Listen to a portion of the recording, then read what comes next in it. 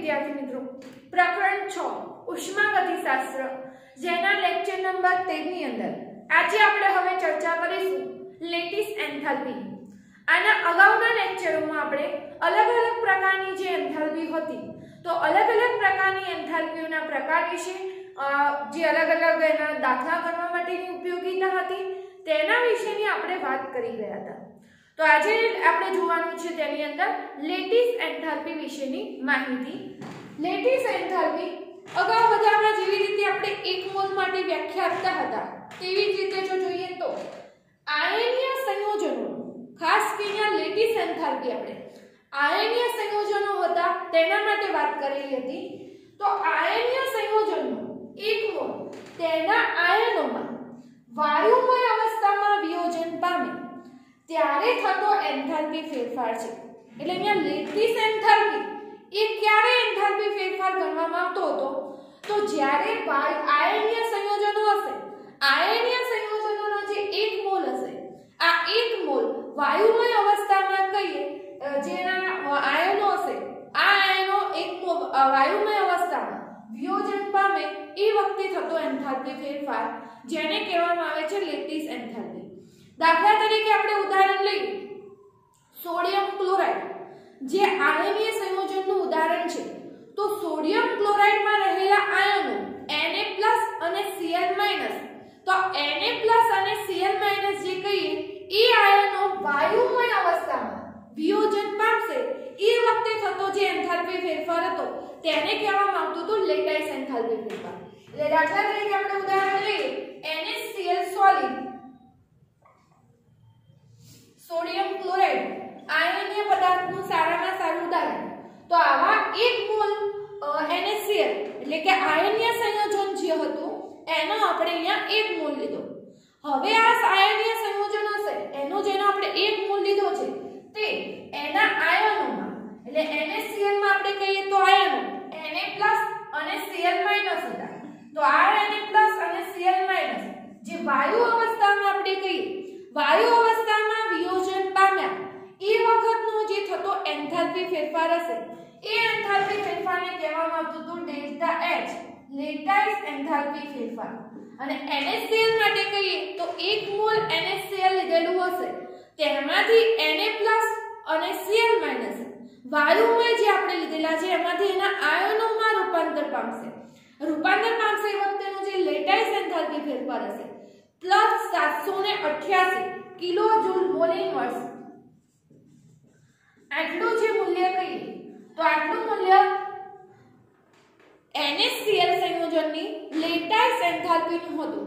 એટલે કે 1 mall NaCl માંથી Na+ અને Cl- વાયુ રૂપે જે આપણે આયનો છૂટા પાડીએ છીએ એ આયનો છૂટા પાડવા માટે જે એન્થાલ્પીની જરૂર પડશે એ વખતેનો જે એન્થાલ્પી ફેરફાર હશે એ એન્થાલ્પી ફેરફારનું મૂલ્ય હતું 788 કિલોજૂલ મોલ ઇનવર્સ।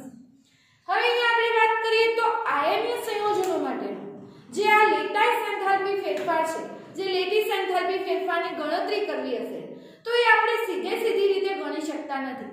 તેના માટે અન્ય એન્થાલ્પીઓનો ઉપયોગ કરી આપણે જે હેસનો સંકલનનો નિયમ ભણ્યો એ બધાનો ઉપયોગ કરી અને પછી આ એન્થાલ્પીની ગણતરી કરવામાં આવતી હતી।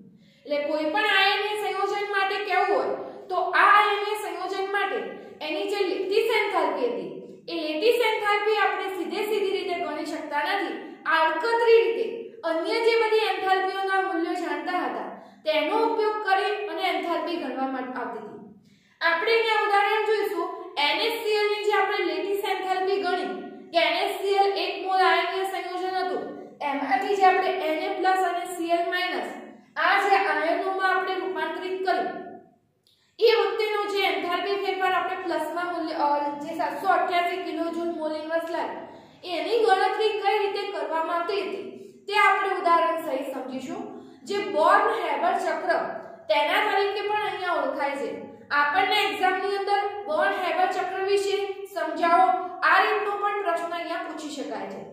તો હવે જોઈએ NaCl ની જે લેટિસ એન્થાલ્પીનું મૂલ્ય 788 કિલોજૂલ મોલ ઇનવર્સ કઈ રીતે હતું તે આપણે અહીંયા બોર્ન-હેબર ચક્રની મદદથી માહિતી તેની મેળવીશું। તો એના માટે અલગ અલગ જે એન્થાલ્પીઓ આપણે જાણીએ છીએ એ અલગ અલગ જે એન્થાલ્પીઓ જાણીએ છીએ તેનો ઉપયોગ કરવામાં આવતો હતો એના માટે. અહીંયા આપણે બાજુમાં બોર્ન હેબર ચક્ર કઈ રીતે એકબીજામાં રૂપાંતરિત થાય છે તેના વિશેનો ચાર્ટ દોરેલો છે. એમાંથી પણ આપણે વારાફરતી સમજતા જઈશું અને અહીંયા આપણે સમીકરણની મદદથી પણ સમજીશું. તો જે પ્રથમ સ્ટેપ હશે એની અંદર કઈ આપણે અહીંયા વાત કરીએ કે NaCl સોલિડ નો 1 મોલ હતો એમાંથી Na+ અને Cl- આયનોને એના વાયુમય અવસ્થામાં આપણે આયનોને છૂટા પાડવાના છે અને એનાથી ઊંધું લઈએ તો Na+ અને Cl- ને કેટલી ઊર્જા આપીએ તો NaCl માં રૂપાંતર પામતા હશે. એ બંને રીતે આપણે ચર્ચા કરીશું. સૌપ્રથમ બોર્ન હેબર ચક્રની અંદર એટલે હવેનો જો તમારે મુદ્દો યાદ રાખવો હોય તો તમે યાદ રાખી શકશો કે આને ઓળખવામાં આવતું હતું બોર્ન હેબર ચક્ર તરીકે. એટલે NaCl માટેની લેટિસ એન્થાલ્પી બોર્ન હેબર ચક્રની મદદથી ગણતરી કરી અને ગણવામાં આવતી હતી. તો આની અંદર જે લેટિસ એન્થાલ્પીના વિવિધ તબક્કાઓ છે બોર્ન હેબર ચક્રના તેની જો વાત કરીએ તો અહીંયા પ્રથમ તબક્કાની અંદર આપણે જે એને લઈએ છીએ સોડિયમ એ સોલિડ સ્થિતિમાં છે.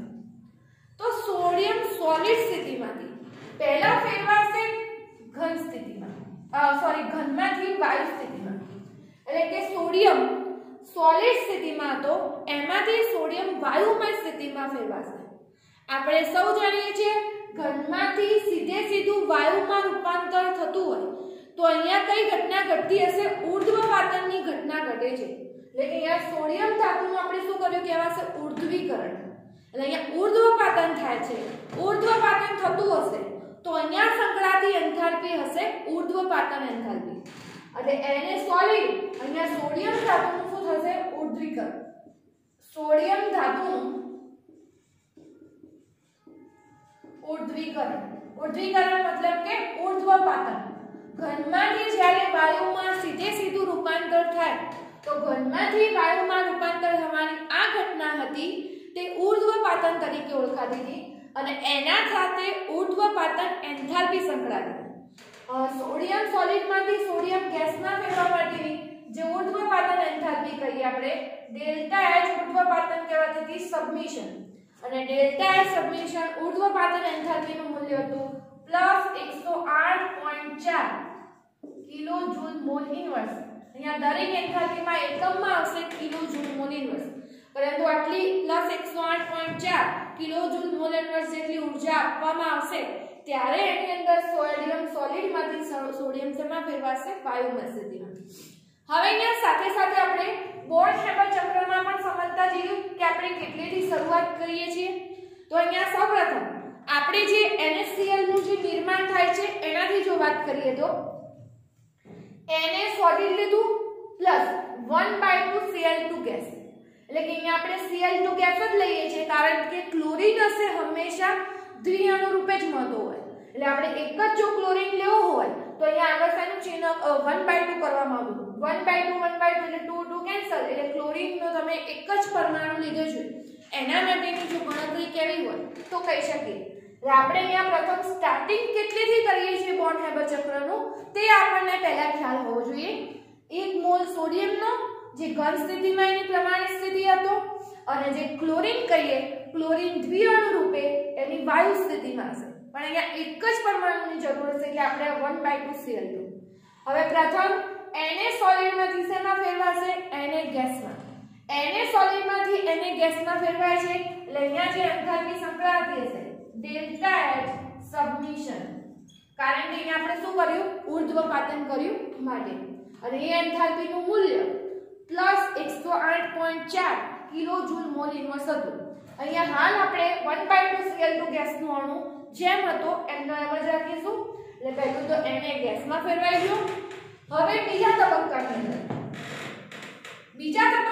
અંદર Na ગેસમાં ફેરવાયા પછી હવે એની અંદરથી આપણે વાસ્તવમાં જરૂર છે Na+ આયનની. કારણ કે આપણે Na+ અને Cl- વાયુરૂપ આયનોમાં આપણે રૂપાંતર કરીએ છીએ. તો અહીંયા હવે જ્યારે આપણે કહીએ Na ગેસમાં ફેરવાશે એમાંથી આપણે Na+ માં જ રૂપાંતર કરવું હોય. Na+ તો Na+ જે આપણે આયન રૂપે ફેરવીએ છીએ Na+ ગેસ પ્લસ એક ઇલેક્ટ્રોન હશે તે મુક્ત થશે. અહીંયા ઇલેક્ટ્રોન પણ શેની અંદર હશે? વાયુમય અવસ્થા. અને અહીંયા Na વાયુરૂપ અવસ્થામાં હતું એમાંથી આપણે Na+ અને એક ઇલેક્ટ્રોન મુક્ત કરીએ છીએ. ઇલેક્ટ્રોન મુક્ત કરવાની પ્રક્રિયા એટલે કહેવાતી હતી આયનીકરણની પ્રક્રિયા. અહીંયા જે સંકળાતી હશે કઈ પ્રક્રિયા એન્થાલ્પી સંકળાશે? ડેલ્ટા જે H આપણે મૂલ્ય લખવાના છે આયનીકરણ એન્થાલ્પી હશે. અને આયનીકરણ એન્થાલ્પી એટલે કહેવાતી હતી આયોનાઇઝેશન એન્થાલ્પી. આયોનાઇઝેશન એન્થાલ્પી ઉપરથી અહીંયા કહીએ ડેલ્ટા HI. એટલે અહીંયા જે ઘટના ઘટી કઈ ઘટી? આયનીકરણ. આપણે સોડિયમ ધાતુનું શું કર્યું? આયનીકરણ. સોડિયમ ધાતુનું આયનીકરણ ક્યારે થયું? સોડિયમ જે વાયુરૂપ હતો એમાંથી એક ઇલેક્ટ્રોન મુક્ત થયો. એક ઇલેક્ટ્રોન મુક્ત થયો એટલે ત્યાં Na+ આયન રૂપે મળ્યું. પણ અહીંયા એની સંકળાશે આયનીકરણ એન્થાલ્પી. જે આયનીકરણ એન્થાલ્પીનું મૂલ્ય કહીએ તો 496 કદો કહીએ 495.6 કિલોજૂલ મોલ ઇન્વર્સ અહીંયા હતું. એટલે અહીંયા ડેલ્ટા HI જે આપણે અહીંયા 495.6 કહીએ એપ્રોક્સિમેટ 496 કહીએ તો પણ ચાલશે. 495.6 કિલોજૂલ મોલ ઇન્વર્સ આ સંકળાયેલું હતું. એટલે અહીંયા સોડિયમ જે વાયુરૂપ હતો એમાંથી સોડિયમ Na+ આયન રૂપે મળશે. Na+ આયન રૂપે ત્યારે મળશે જ્યારે તેનું આયનીકરણ થશે. એટલે સોડિયમ ધાતુમાંથી એક ઇલેક્ટ્રોન મુક્ત થાય. એક ઇલેક્ટ્રોન મુક્ત થશે તો શેના રૂપે મળશે? અહીંયા Na+ આયન રૂપે મળશે. એટલે આ વસ્તુ આપણે સોડિયમમાંથી સોડિયમનો આયન બનાવ્યો. એટલે હવે જો બોર્ન હેબર ચક્રમાં જોઈએ તો સોડિયમ સોલિડનું સબમિશન કર્યું ત્યારે Na+ ગેસમાં ફેરવાયું. હવે Na+ ગેસની અંદર ડેલ્ટા HI આયોનાઇઝેશન કરીશું તો Na+ ગેસ રૂપે અને 1/2 Cl2 તો જેટલે હતા એટલે આપણે અહીંયા શું મળી ગયું? Na+ ગેસ રૂપે મળ્યું. અને એ વખતેની જે એન્થાલ્પી ફેરફાર સંકળાયેલો છે ડેલ્ટા HI નું મૂલ્ય જે કહીએ છીએ +495.6 કિલોજૂલ મોલ ઇન્વર્સ આટલી એને જોડે સંકળાયેલી આયનીકરણ એન્થાલ્પી હતી. એટલે આપણે અહીંયા Na+ ગેસ રૂપે તો બીજા તબક્કામાં મળી ગયું. હવે વાત આવશે 1/2 Cl. 1/2 Cl2 1/2 Cl2 જે આપેલા છે એમાંથી આપણે પહેલા તો Cl ગેસનો એક જે પરમાણુ હશે તે પ્રાપ્ત કરવો છે. અને જો Cl2 માંથી મતલબ કે કેવી વાત છે? Cl2 એટલે Cl અને Cl એમાંથી ફક્ત એક જ Cl નો પરમાણુ મેળવવો છે. અને એક જ Cl નો પરમાણુ મેળવવું હોય એટલે દાખલા તરીકે આપણે આગળ જોઈ ગયા છીએ બંધ વિયોજન એન્થાલ્પી. જે બંધ વિયોજન એન્થાલ્પી આપણે તેની અંદર જોયું હતું H2 નો અણુ હોય તો એમાંથી બે H ના પરમાણુ છૂટા પડવા હોય. Cl2 નો અણુ હોય તો એમાંથી ક્લોરીનનો એક જ પરમાણુ મેળવવો હોય. તો એના માટે સંકળાતી હતી બંધ વિયોજન એન્થાલ્પી. તો ત્રીજા તબક્કાની અંદર આપણે ક્લોરીનનું બંધ વિયોજન કરીશું. બંધ તોડવામાં આવશે એટલે કે જે એની એન્થાલ્પી હશે બંધ વિયોજન એન્થાલ્પી એના કરતા અડધું મૂલ્ય આપણે અહીંયા લઈશું. તો ત્રીજા તબક્કામાં કારણ કે ક્લોરીન તો આપણા જોડે વાયુ રૂપે જ હતો પણ અહીંયા ક્લોરીનના દ્વિઅણુ રૂપે છે. દ્વિઅણુ રૂપે છે એટલે એમાંથી આપણે એક જ અણુ પ્રાપ્ત કરવો છે. તો 1/2 Cl2 માંથી Cl ગેસ પ્રાપ્ત કરવા માટે અહીંયા થશે બંધ વિયોજન. અને બંધ વિયોજન એટલે અહીંયા સંકળાશે બંધ વિયોજન એન્થાલ્પી ડેલ્ટા H બોન્ડિંગ. બંધ વિયોજન એન્થાલ્પી 1/2 Cl2 માંથી એક જ Cl ગેસનો અણુ પ્રાપ્ત કરવો હોય તો એના માટેનું મૂલ્ય હતું +121 કિલોજૂલ મોલ ઇન્વર્સ. એટલે +121 કિલોજૂલ મોલ ઇન્વર્સ આટલી પ્રતિ મોલ ઊર્જા લઈએ ત્યારે એમાંથી Cl ગેસમાં ફેરવાશે. હવે આપણે ત્રીજા તબક્કામાં જોઈએ તો ક્લોરીન ગેસ જે હતો એને ક્લોરીન ગેસ રૂપે લાવી દીધો છે. હવે એની અંદરથી ક્લોરીન ગેસ આયન રૂપે પ્રાપ્ત કરવો પડશે. અહીંયા આપણને ક્લોરીન ગેસનો એક જ પરમાણુ જે કહીએ એ પ્રાપ્ત થયો છે પણ આપણે વાસ્તવમાં આયનોની જરૂર હતી કારણ કે NaCl સોલિડમાંથી Na+ ગેસ અને Cl- ગેસ આ રૂપે પ્રાપ્ત કરવું હતું. તો ચોથા તબક્કાની અંદર હવે એની અંદર Cl ગેસનો પરમાણુ હશે એક ઇલેક્ટ્રોન મેળવશે એક ઇલેક્ટ્રોન મેળવી Cl- ગેસમાં ફેરવાશે. ઇલેક્ટ્રોન મેળવે છે મતલબ કે તેની સાથે ઇલેક્ટ્રોન પ્રાપ્તિ એન્થાલ્પી સંકળાશે, જેને અંગ્રેજીમાં કહેવાય છે ઇલેક્ટ્રોન ગેઇન એન્થાલ્પી. અને ઇલેક્ટ્રોન ગેઇન એન્થાલ્પી ઉપરથી એનો સિમ્બોલ શોર્ટમાં ડેલ્ટા H Eg તરીકે ઓળખવામાં આવે છે. તો અહીંયા થશે એની અંદર બંધ વિયોજન થયું, ક્લોરીન ગેસનો એક પરમાણુ મળ્યો.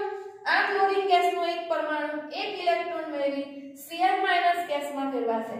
આ દરમિયાન તે ઇલેક્ટ્રોન પ્રાપ્ત કરે છે અને ઇલેક્ટ્રોન પ્રાપ્ત કરે છે અર્થાત એના સાથે ઇલેક્ટ્રોન ગેઇન એન્થાલ્પી ઇલેક્ટ્રોન પ્રાપ્તિ એન્થાલ્પી સંકળાશે, જેનું મૂલ્ય હતું ઇલેક્ટ્રોન મેળવશે એટલે એની અંદરથી ઉષ્મા મુક્ત થતી હશે, ઊર્જા મુક્ત થતી હશે, તો એનું મૂલ્ય હતું -348 કિલોજૂલ મોલ ઇન્વર્સ.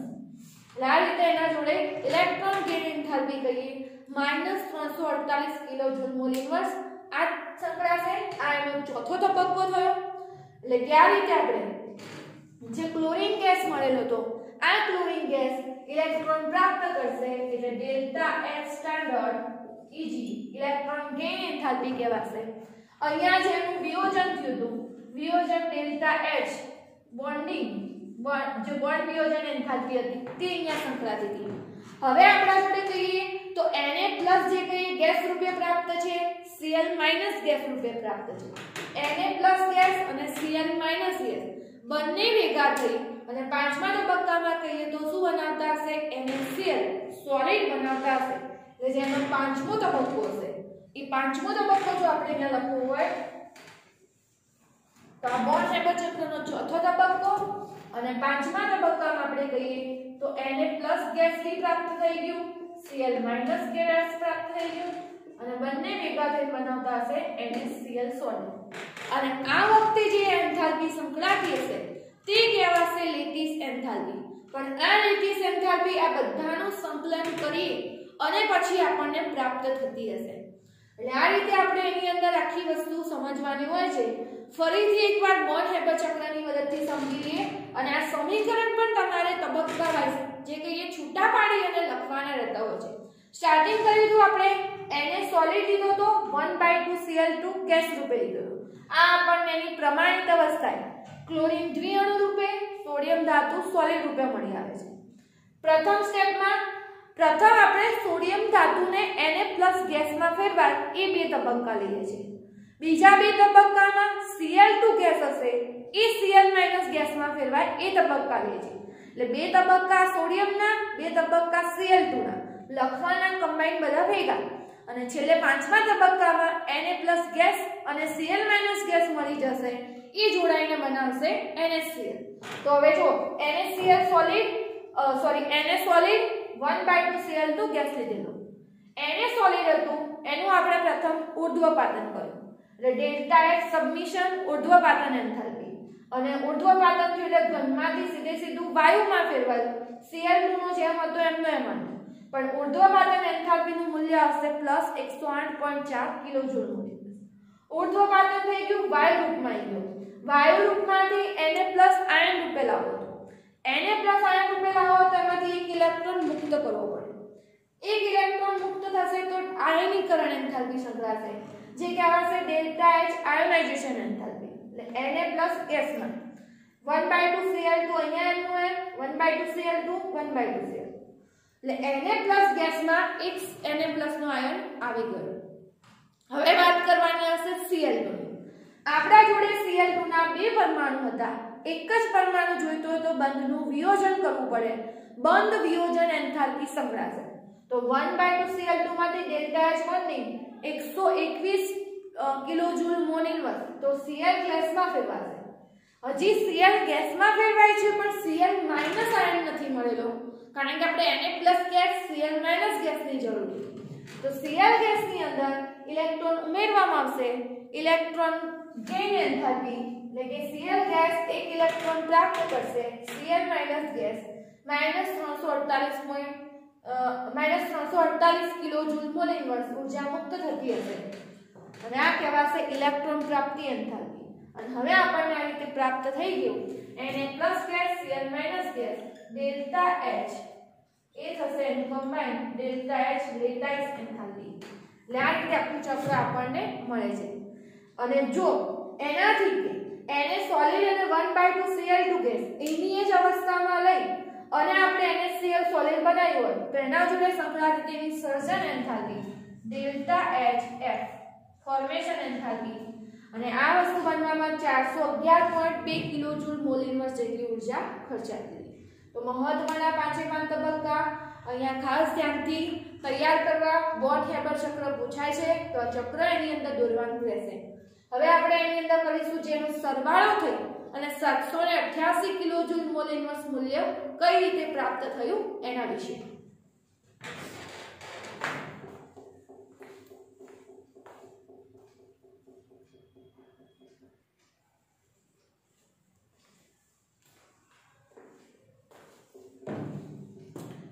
આપણે બોટ હેબરના ચક્રની મદદથી જે પાંચમા તબક્કામાં કહીએ Na+ ગેસ પ્રાપ્ત કરી લીધો, Cl- ગેસ પ્રાપ્ત કરી દીધો અને તેની મદદથી Na+ અને Cl- જે સોડિયમ ક્લોરાઇડ કહીએ છીએ એ આપણને અહીંયા સોલિડ રૂપે મળશે.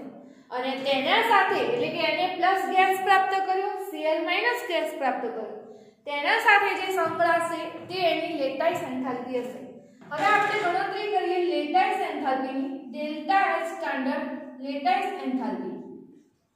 હવે હેસના સંકલનના નિયમનો આપણે જો ઉપયોગ કરીએ તો જે દરેકે દરેક તબક્કા આપણે ગણીએ તો હવે એનું આખું જો સરવાળો કરીએ અને માહિતી મેળવીએ તો હવે એક વસ્તુ વિદ્યાર્થી મિત્રો સમજી લેજો કે આપણે આટલે સ્ટાર્ટિંગ આપણેથી કરીએ છીએ સોડિયમ સોલિડ અને 1/2 Cl2 ગેસ. પરંતુ અહીંયા ખાસ ધ્યાનમાં રાખજો સોડિયમ ક્લોરાઇડ જ્યારે ઘન સ્થિતિમાં હશે તેમાંથી સોડિયમ સોલિડ જેની પ્રમાણિત અવસ્થામાં સ્થિતિમાં છે 1/2 Cl2 એ પણ દ્વિઅણુ રૂપે મળે. તો એ રીતે આમાંથી આ જો મેળવવું હશે તો એના સાથે એની સર્જન એન્થાલ્પી સંકળાયેલી હતી. એટલે જોવા જઈએ તો અહીંયા આખી આ બે વસ્તુ જે છે અહીંયા વિરોધની વસ્તુ છે. Na solid plus 1/2 Cl2 gas આટલા બંનેને ભેગા કરીને NaCl નો 1 મોલ સોલિડ મળ્યો.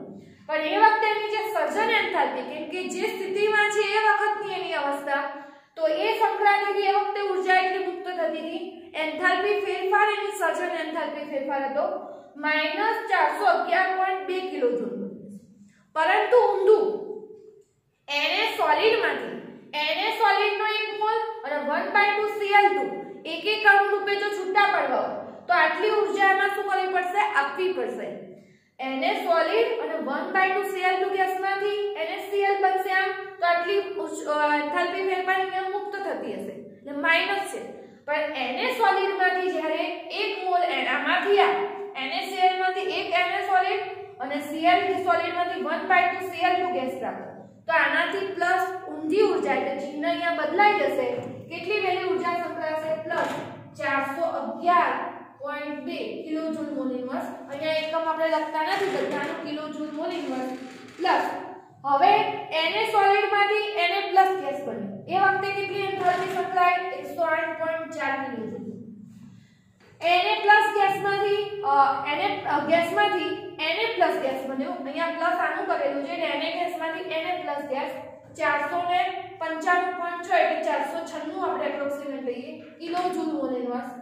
હવે 1/2 Cl2 માંથી Cl ગેસ જે બોન્ડ વિયોજન એન્થાલ્પી હતી તે એનું મૂલ્ય હશે +121 અને હવે Cl ગેસમાંથી કે Na+ ગેસ તો એવા ને એવા રહેશે Cl ગેસમાંથી અહીંયા જે આપણે કહીએ Cl- ગેસમાં ફેરવાશે એ વખતે -348 આટલી ઊર્જા મુક્ત થઈ.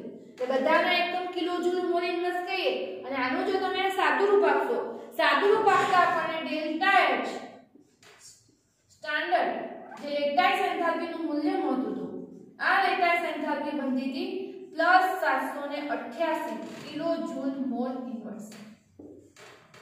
અહીંયા NaCl ના સર્જન સાથે સંકળાયેલી જે આંતરિક ઊર્જા હશે એ 2RT બરાબર હશે કારણ કે અહીંયા વાયુ નિપજોને આપણે કહીએ તો 2 મોલ મળતા હશે.